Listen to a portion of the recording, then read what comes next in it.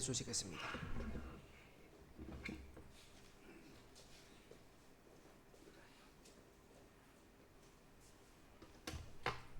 기도하겠습니다. 하나님 아버지 감사합니다. 오늘도 우리의 발걸음을 주님 앞으로 인도하시고 이렇게 함께 모여 예배드리게 하시니 정말로 감사를 드립니다. 하나님, 정말 코로나 기간을 통해서 현장 예배를 드리는 것이 우리에게 얼마나 큰 복인가를 새삼스럽게 느끼게 됐는데, 매번 주님 앞에 모일 때마다 예배 시간을 소중하게 생각하게 도와주시고 주님 앞에 진심으로 예배 드릴 수 있도록 인도하여 주시옵소서. 이 시간 주의 말씀을 들을 때 주께서 우리 각자에게 친히 말씀해 주시고 주의 말씀으로 우리 앞길을 비추어 주셔서 우리로 하여금 빛 가운데 행할 수 있도록 인도하여 주시옵소서. 예수님의 이름으로 기도하옵나이다. 아멘.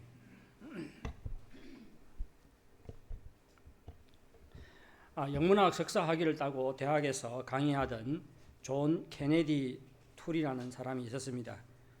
그는 그의 첫 작품 장편 소설 조롱을 완성을 했습니다. 이 조롱을 바보들의 결탁이라고도 이렇게 합니다. 그 제목이요, 조롱 혹은 바보들의 결탁입니다. 그는 출판사에 원고를 보냈지만 거절 답변을 받고 대혼란에 빠집니다. 어떻게든 출판을 하려고 노력을 했지만 결국 출판을 하지 못하게 되자 절망한 나머지 32년의 자살로 32년의 생을 마감하게 됩니다. 그가 남긴 유서에는 이런 말이 있었습니다. 나는 나의 작품에 대해 절망할 뿐만 아니라 이 사회에 대해서도 절망한다. 나와 같이 절망에 빠진 자는 하나의 길밖에 갈 수 없는데, 그것은 바로 될수록 빨리 죽음을 통해서 절망에서 벗어나는 길이다. 존 케네디 툴의 어머니 델마는 아들의 죽음으로 인해서 깊은 슬픔에 빠집니다. 하지만 그는 아들의 천재성을 믿었고 아들의 작품이 훌륭한 작품인 것을 믿었습니다. 그래서 어쨌든 아들의 소설을 출판하기 위해서 여러 출판사들을 찾아다녔습니다. 하지만 어머니 역시 아들처럼 거절의 쓴맛을 보아야만 했습니다. 하지만 그는 아들의 소설이 훌륭한 작품이라는 것을 믿었기 때문에 포기하지 않았습니다. 아들이 세상을 뜬 10주년이 되던 해에 18번의 거절을 경험한 후에 끝내 아들의 소설을 출판해 주기를 원하는 출판사를 찾게 됩니다. 그리고 1980년 어머니의 노력으로 아들의 소설책이 출판을 하게 됩니다. 이 소설책은 출판하자마자 독자들의 놀라운 반응을 가져오게 됩니다. 그리고 1981년에는 이 조롱 그리고 바보들의 결탁이지요, 이 소설이 풀리처상, 프리처장, 무슨 하여튼 굉장히 그 높은 상입니다. 풀리처상을 받게 되고 오늘날도 미국인들이 가장 좋아하는, 가장 사랑하는 소설 중에 하나라고 합니다. 그때 그의 어머니는 89세였어요.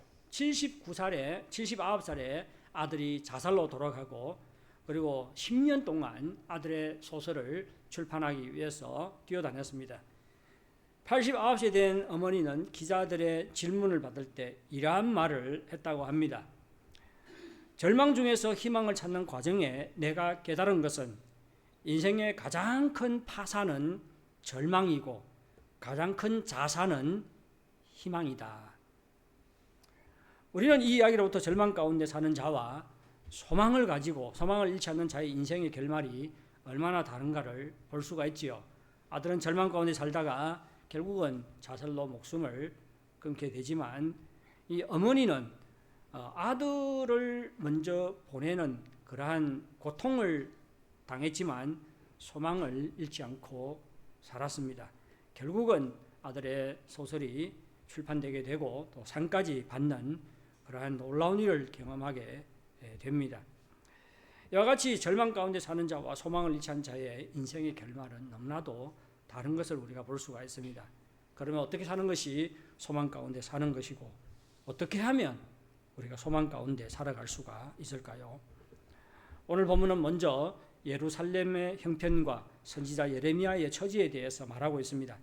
예루살렘은 바벨론 군대에 의해서 포위되어 있었고 예레미야는 시위대 뜰에 갇혀 있었습니다. 시위대 뜰이라는 것은 왕궁의 감옥입니다. 왕궁 안에 있는 감옥을 두고 하는 말입니다. 시드기야는 그때 당시에 시드기야가 유다 왕으로 있었는데 시드기야는 남왕국의 마지막 왕으로서 바벨론 왕에 의해서 세워진 왕입니다. 시드기야는 왕이 된 지 줄곧 바벨론을 섬기다가 왕이 된 지 제9년째 했던 때에 바벨론을 배반을 합니다. 그러자 바벨론 왕 느부갓네살은 수많은 군사를 이끌고 유다를 공격했고 예루살렘을 에워싸게 되었습니다. 그것이 이 시드기야가 왕된 지 10년째 되는 해라고 말합니다. 그리고 시드기야가 왕이 된 지 11년째 되던 해에 남유다는 멸망을 하게 됩니다. 오늘 보면 유다의 시드기야 왕 10째 해에 바벨론 군대가 예루살렘을 에워쌌다고 말하는데 그러니까 예루살렘이 바벨론 군대들에게 포위된 지 이미 몇 달은 지나간 후지요. 이때 예레미야는 시위대들에 갇혀 있었습니다. 감옥에 갇혀 있는 것이지요. 그러면 예레미야는 왜 감옥에 갇힌 것입니까? 시드기야 왕이 듣기 싫은 예언을 했기 때문입니다. 지금 바벨론 군대는 예루살렘을 공격하기 위해서 예루살렘을 포위하고 있습니다. 그리고 이스라엘 백성은 어쨌든지 예루살렘을 지키기 위해서 바벨론 군대와 대치하고 있습니다. 이때 이들에게 필요한 말씀은 무엇이에요? 하나님께서 함께 하시는가? 꼭 승리할 것입니다. 이런 말씀이 필요하지 않겠습니까?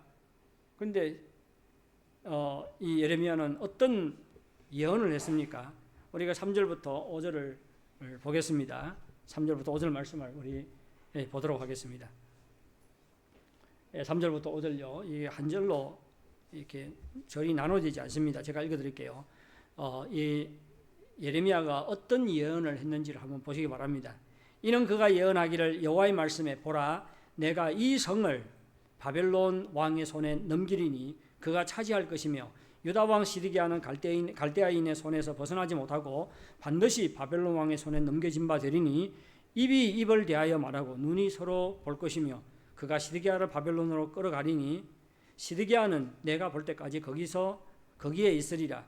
여호와께서 이와 같이 말씀하시니라. 너희가 갈대아인과 싸울지라도 승리하지 못하리라 하셨다 하였더니 유다 왕 시드기야가 이르되 내가 어찌하여 이같이 예언하느냐 하고 그를 가두었음이었더라.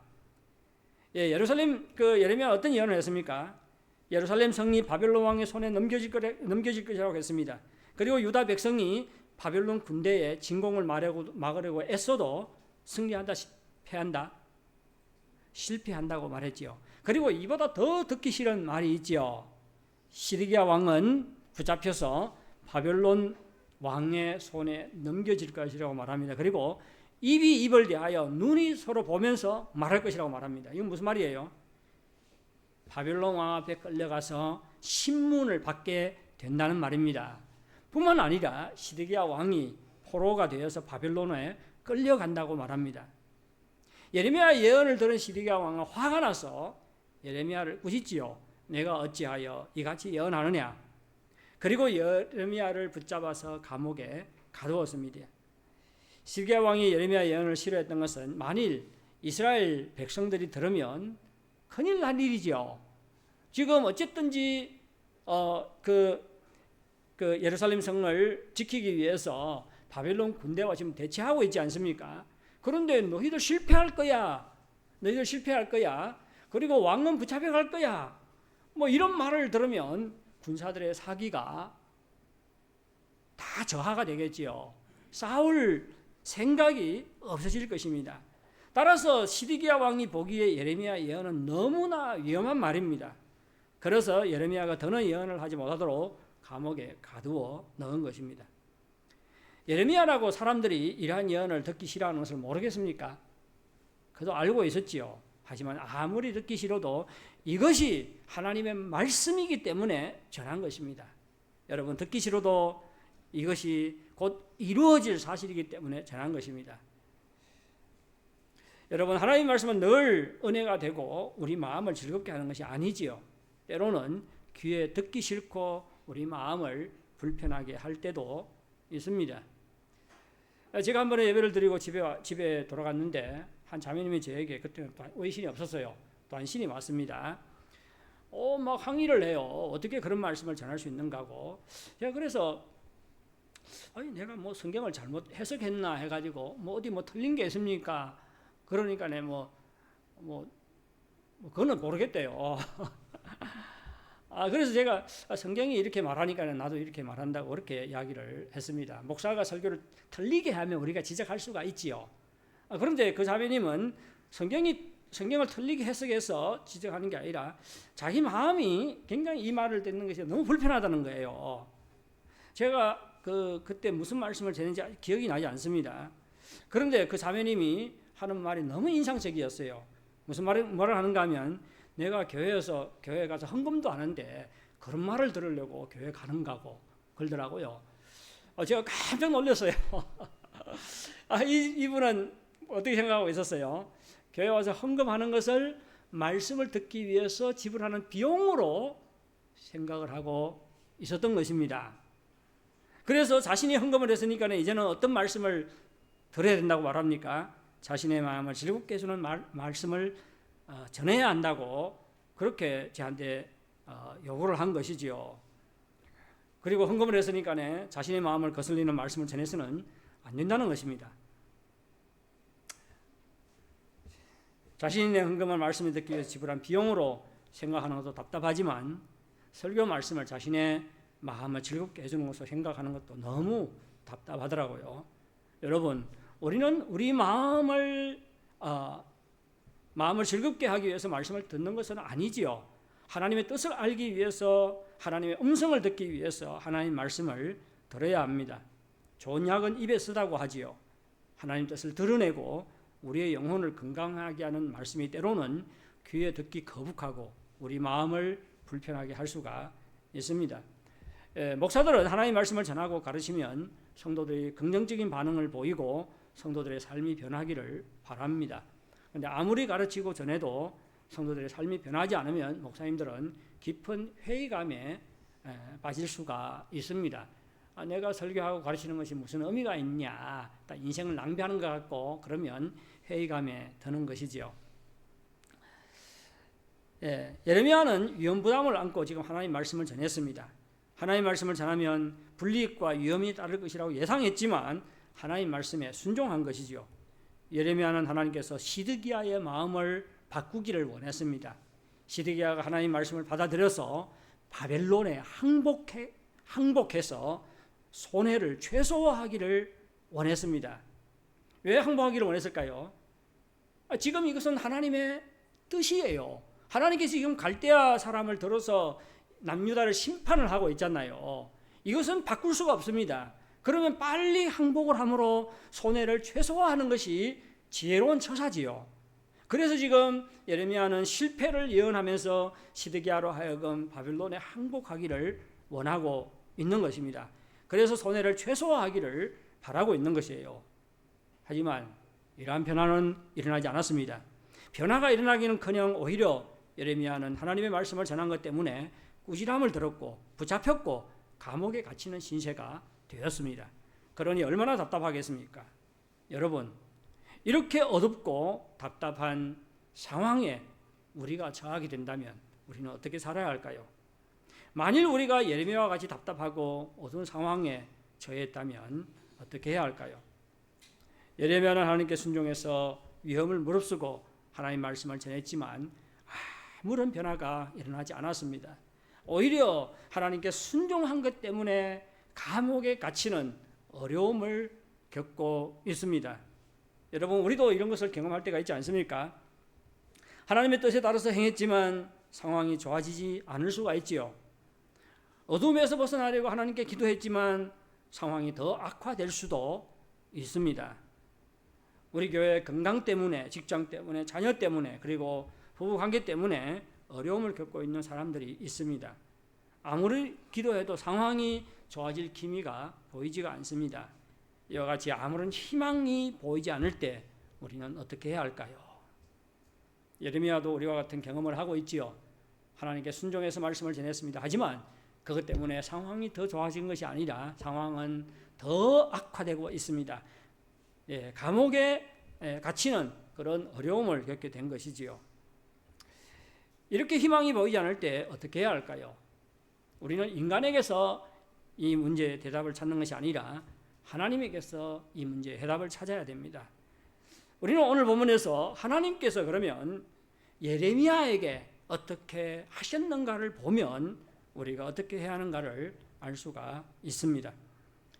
예루살렘 성이 바벨론 군사들에게 포위되어 있을 때 하나님께서는 예레미야를 통해서 시드기야에게 말씀하셨지요. 시드기야 왕에게 어떻게 해야 할 바를 가르쳐 주었습니다. 바벨론의 침공은 하나님의 뜻이니 바벨론에게 항복하라는 것입니다. 하나님께서 바벨론을 들어서 범죄한 유다를 심판하고 있으니까 그 심판은 피할 수가 없으니까 빨리 바벨론에 항복함으로 손해를 최소화하라는 것입니다. 하지만 시드기야는 선지자가 전한 말을 듣지를 않았습니다. 말을 듣지를 않았지요. 그리고 그를 가두었습니다.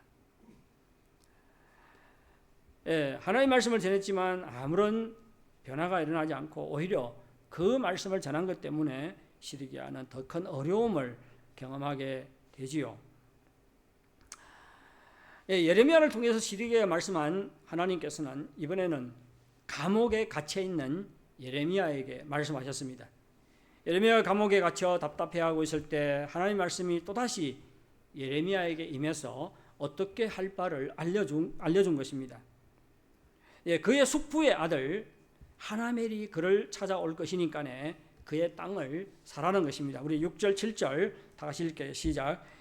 예레미야가 이르되 여호와의 말씀이 내게 임하였느니라. 이르시기를 보라, 내 숙부 살룸의 아들 하나멜이 내게 와서 말하기를 너는 아나돗에 있는 내 밭을 사라. 이 기업을 물을 권리가 내게 있느니라 하리라 하시더니.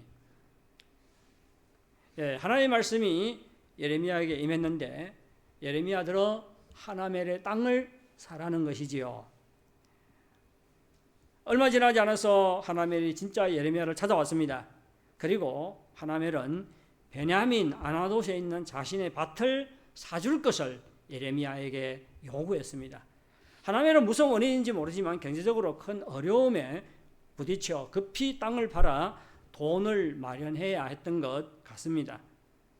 하나님의 율법에는 고엘 제도가 있지요.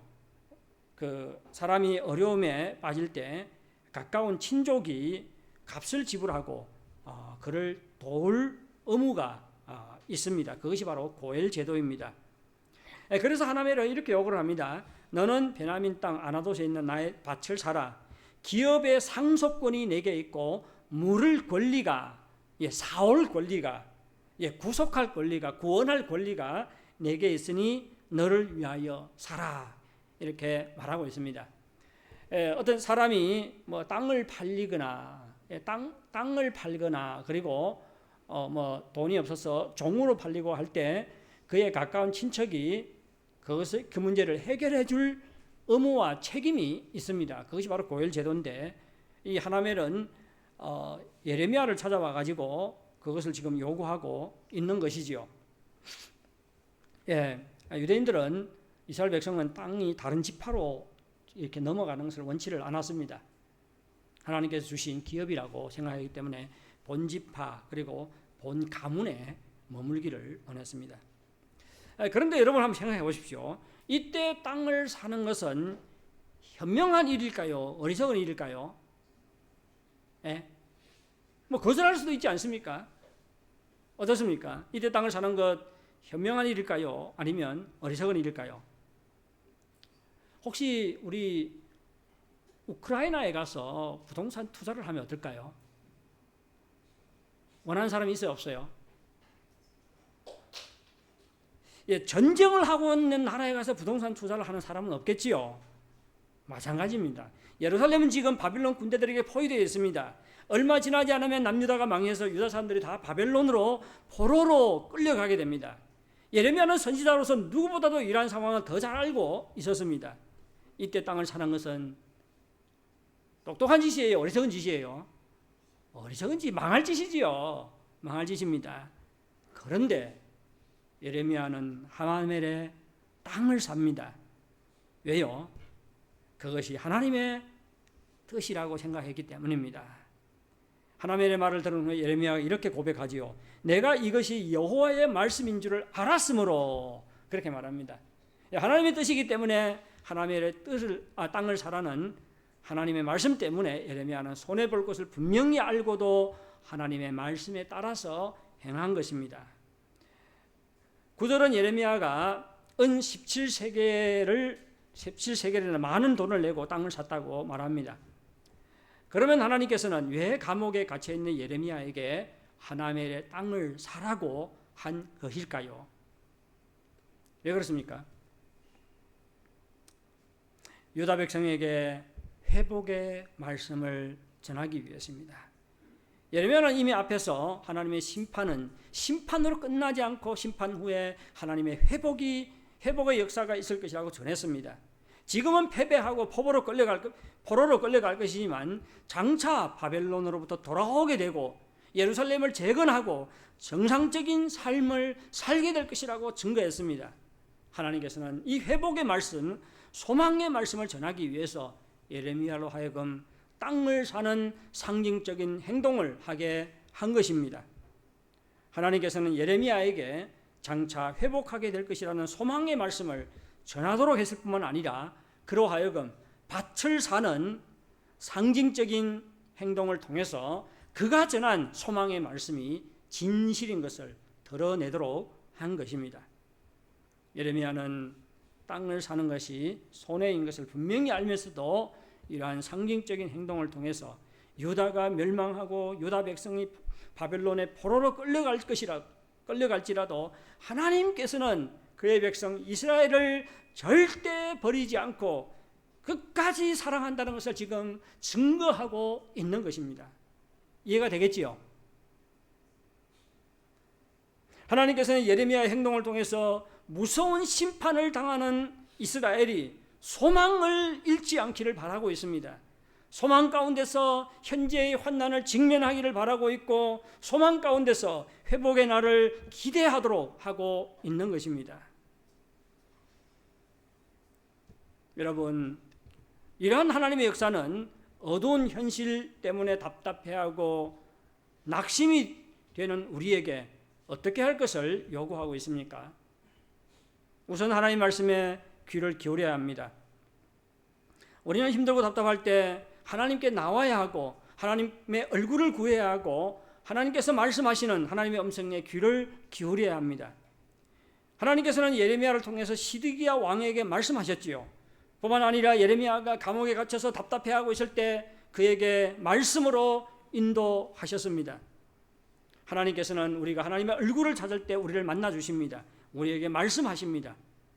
우리는 고난의 때에 하나님을 찾아야 하고 하나님의 인도하심을 구해야 합니다. 예수님께서 이렇게 말씀하셨지요. 찾으라 그리하면 찾을 것이요. 우리가 하나님을 찾고 구할 때 하나님께서는 우리에게 말씀하십니다. 말씀으로 우리를 인도하십니다. 그래서 우리로 하여금 우리의 할 바를 알려주십니다. 솔로몬이 죽은 후에 그의 아들 르호보암이 솔로몬을 이어서 이스라엘 왕이 되었습니다. 르호보암이 왕이 된 후에 여로보암과 북쪽 지파 백성들이 르호보암을 찾아와서 자신들의 멍에를 가볍게 해달라고 요구를 했습니다. 솔로몬 왕이 다스릴 때 성전과 왕궁을 건축하기 위해서 많은 사람들을 노동에 동원을 했지요. 그런데 이제는 그 노동 양을 줄여달라는 것입니다. 이 말을 듣고 르호보암이 장로들에게 조언을 구하지요. 그리고 젊은 신하들에게도 조언을 구했습니다. 르호보암 왕은 장로들의 지혜로운 제안을 거부하고 젊은 신하들의 제안을 받아들였습니다. 결국 어떤 일이 벌어지죠? 여로보암과 북쪽 지파 백성들은 르호보암 왕을 배신하게 되고 이스라엘은 북이스라엘과 남유다로 분열하게 됩니다. 여러분, 르호보암의 가장 큰 잘못이 무엇이라고 생각합니까? 르호보암의 가장 큰 잘못은 장로들의 제안을 거부하고 젊은 신하들의 제안을 받아들인 것이 아닙니다.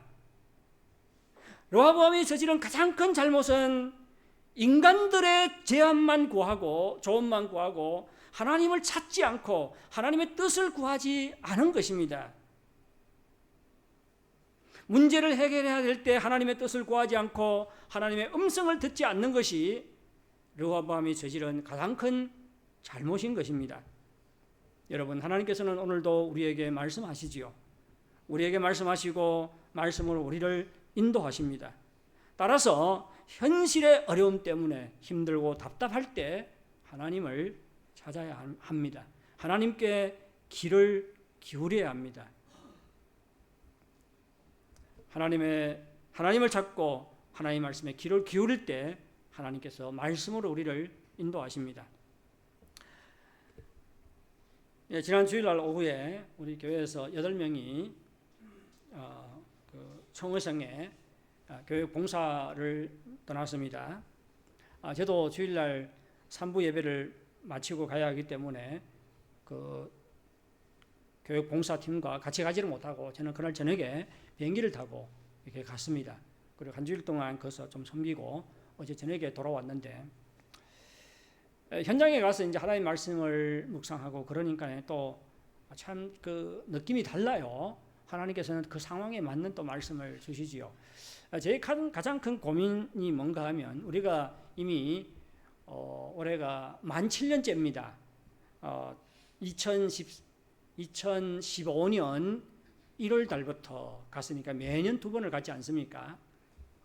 그리고 중간에 이 징 때문에 3년을 가지를 못했어요.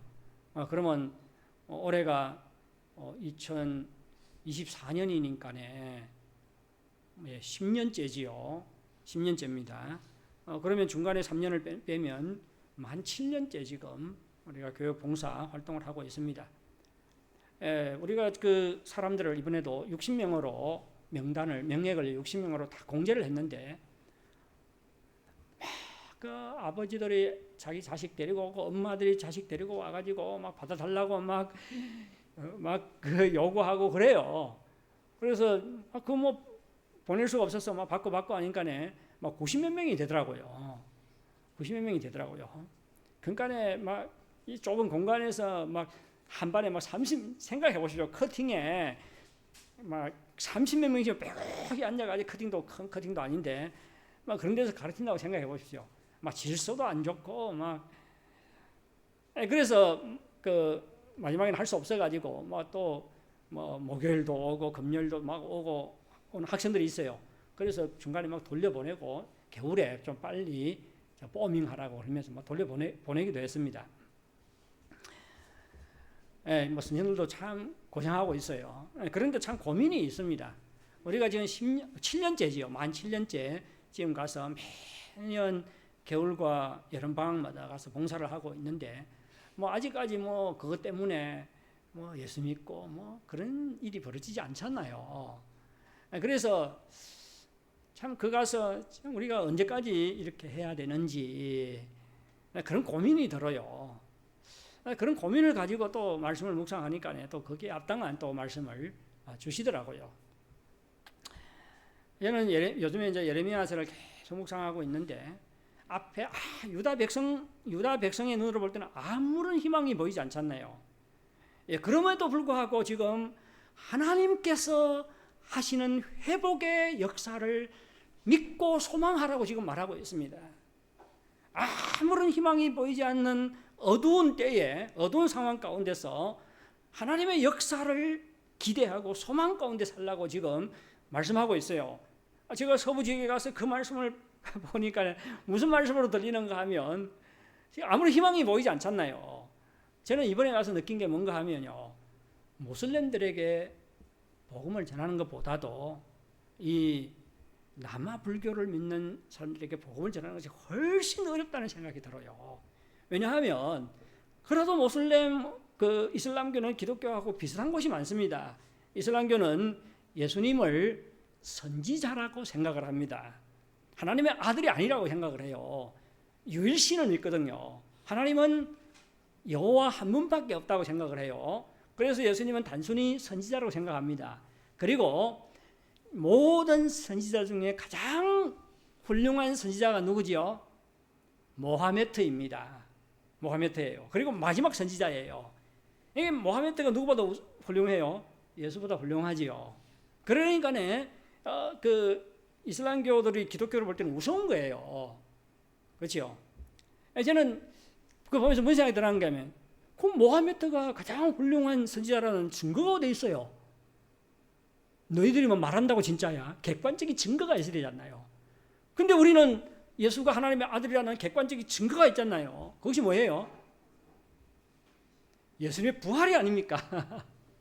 그렇죠. 그런데 모르게 이슬람교는 그런 증거가 있는지 모르겠어요. 무슨 말인가 하면 그래도 좀 비슷한 곳이 있기 때문에 대화가 가능합니다. 근데 제가 이번에 가서 느낀 게 뭐냐면요. 그쪽의 사람들은 전혀 다른 체계, 다른 세계관에 붙잡혀 있어요.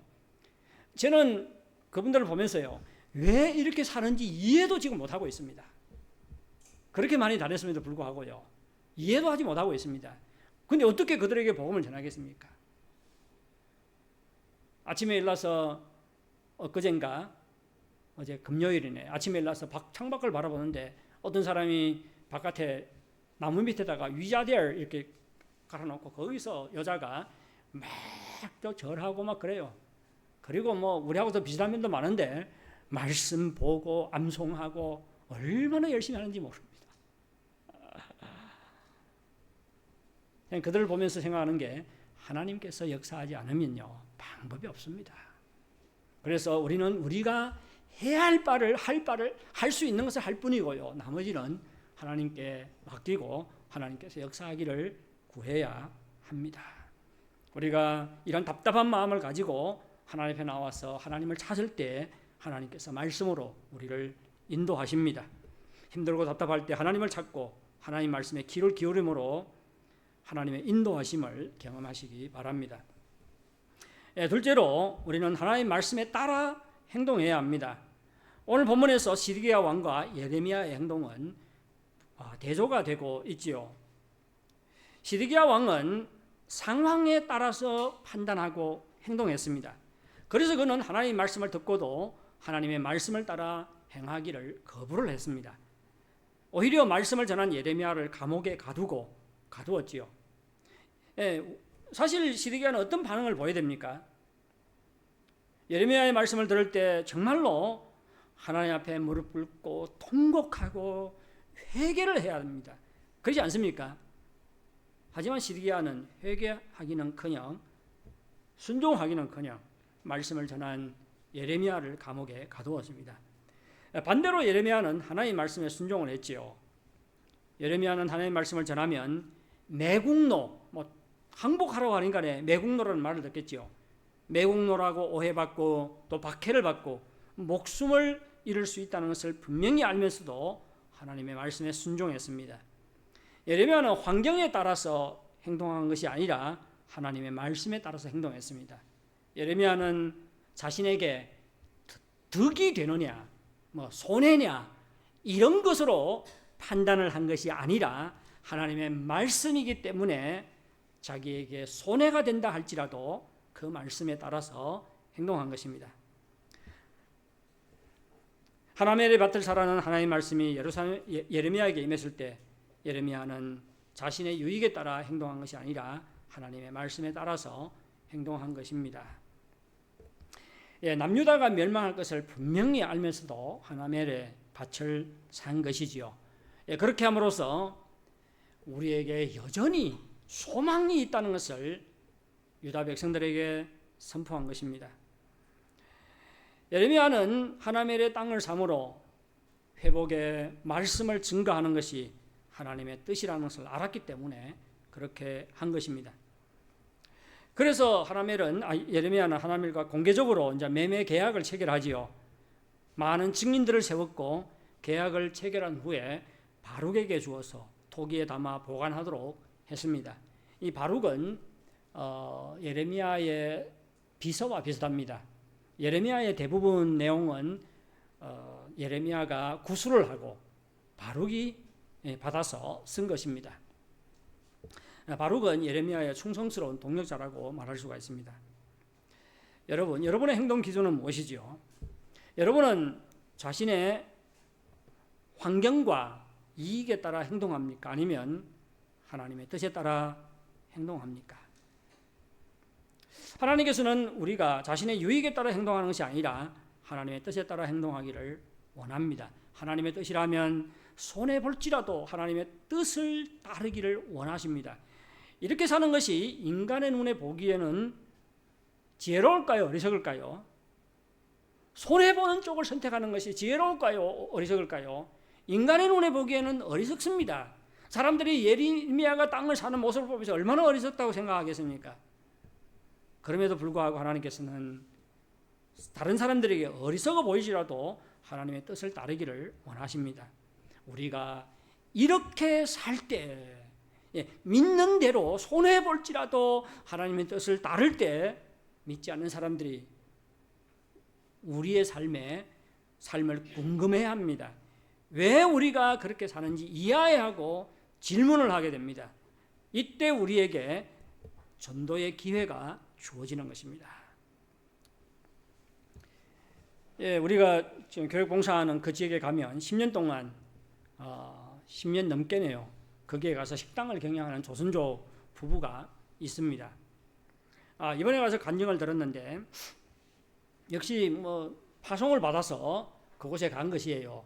2014년에 거기에 들어가서 그 한식점을 지금 운영하고 있습니다. 많은 사람들에게 복음을 전했어요. 근데 10년이 넘었지만 이분으로 인해서 예수 믿은 사람이 한 사람도 없습니다. 그러니 얼마나 답답하겠습니까? 그래서 제가 갈 때마다 위로를 해요. 심지어 이분들을 파송한 교회에서까지 뭐라고 말하는가 하면 거기에 그렇게 오래 가 있는데 왜 열매 하나 없냐? 그분들이 놀고 있냐? 이렇게까지 말한다고 해요. 그러니까 지금 자기 파송 교회와도 관계가 소원해져 가지고 고향에 가도 교회 가지 못한다고 해요. 참 난처하더라고요. 그래서 제가 가서 위로를 많이 합니다. 10년 동안 거기에서 식당을 경영하면서 복음을 전하려고 했지만 아직까지 분명한 열매가 보이지 않습니다. 이번에 가서 간증을 들었는데 포도를 이제 대화하면서 포도를 이렇게 내오더라고요. 그래서 포도를 먹으면서 대화를 나누는데 뭐라고 하는가 하면 자기는 여기 와서 지금까지 과일을 사는데도 하나의 과일 가게만 간대요. 왜냐하면 과일 가게 주인과 관계를 맺고 그들에게 복음을 전하기 위해서 그렇게 한다고 이야기를 하더라고요. 그리고 이번에는 이제 이분이 좀 저보다 나이가 3살 이상인가 그래요. 근데 건강이 이렇게 많이 좋지 않습니다. 건강이 좋지 않아요. 그래서 식당 일을 하기가 그리고 또 거기서 그 공무원을 구하기가 너무 어렵습니다. 그러니까 지금 3분이 지금 한식당을 경영을 해요. 부부하고 장모님하고 3명이 지금 일합니다. 그래서 지금 식당을 그만두려고 하고 이제 식당을 다른 사람에게 넘기려고 하고 있어요. 그러니까 어떤 한족이 자기가 37만을 줄 테니까 권리금을 이제 받지 않습니까? 37만을 줄 테니까 그 식당을 자기에게 넘기라고 했습니다. 그런데 어떤 조선족 전도사 목사 부부가 그 식당을 자기가 그러면 운영해 보겠다고 또 말씀을 한 거예요. 근데 그래서 제가 물었어요. 그분들은 얼마 주려고 합니까? 그러니까 분명히 기억을 하지 못하더라고요. 그러면서 하는 말이 23만이었던가 27만이었던가 그렇게 이야기를 해요. 그래서 제가 물었어요. 그러면 그 김생님은 누구한테 넘겨주기를 원합니까? 제가 물었어요. 그러니까 자기가 10만을 적게 받더라도 이 조선족 목사 가정에게 넘기기를 원한다고 하더라고요. 그리고 그 목사 가정은 돈이 없어가지고 그래서 계약금 조금만 주고 나머지는 자기가 식당을 경영한 다음에 돈을 벌어서 어떻게 돼요? 이 돈을 주어야 됩니다. 그러니까 식당이 경영이 잘 안 되면 어떻게 해요? 돈을 못 받을 수도 있는 거지요. 그럼에도 불구하고 이 가정을, 그 식당을 이 조선족 그 목사 부부에게 넘겨주기를 원하고 있더라고요. 그래서 왜 그런가 했더니 자기들이 이곳에 와서 식당을 지금까지 경영한 것은 어떻게든지 이것을 통해서 이것이 복음을 전하는 데 사용되기를 원한다고, 그래서 그것이 자기들이 하지 않을지라도 이것이 정말로 이어지기를 원한다고 그렇게 이야기를 하더라고요. 그래야 자기들이 여기에 와서 지금까지 수고한 것이 의미가 있을 것이라고 말하더라고요. 그분들은 이렇게 하는 것이 하나님의 뜻이라고 생각하기 때문에 손해를 보면서도 하나님의 뜻을 따르기를 원하고 있습니다. 여러분, 세상은 다 자신의 이익에 따라 움직이지요. 이러한 세상 속에서 우리는 자신의 유익이 아니라 하나님의 뜻을 따라서 사는 구별된 삶을 살기를 바랍니다. 손해를 보더라도 하나님의 뜻을 따름으로 전도의 기회를 잘 활용하시기 바랍니다. 마지막으로 우리는 믿음으로 소망 가운데 살아야 합니다. 우리는 하나님의 말씀에 귀 기울이고 하나님의 말씀을 따라 살아야 할 뿐만 아니라 믿음으로 소망 가운데 살아야 합니다. 장래에 대한 소망이 없으면 눈앞만 바라보고 살지요. 천국에 대한 소망이 없으면 이생이 전부입니다. 그러면 말씀에 따라 살지 못해요. 이익에 따라 살 수밖에 없습니다. 예레미야가 말씀을 따라 살았던 것은 소망이 있었기 때문입니다. 바벨론 군사들이 예루살렘을 포위하고 이제 1년 정도 지나면 바벨론 군사들이 예루살렘 성에 쳐들어오게 됩니다. 그리고 많은 사람들이 바벨론의 노예로 붙잡혀가게 됩니다. 이런 상황 속에서 예레미야가 하나님의 땅을 산 것은 하나님께서 이스라엘 백성을 바벨론에서부터 다시 돌아오게 할 것이라는 소망이 있었기 때문입니다. 하나님께서는 예레미야에게 이렇게 말씀했습니다. 15절 보십시오. 사람이 이 땅에서 집과 포도원을 다시 사게 되리라. 무슨 말이에요?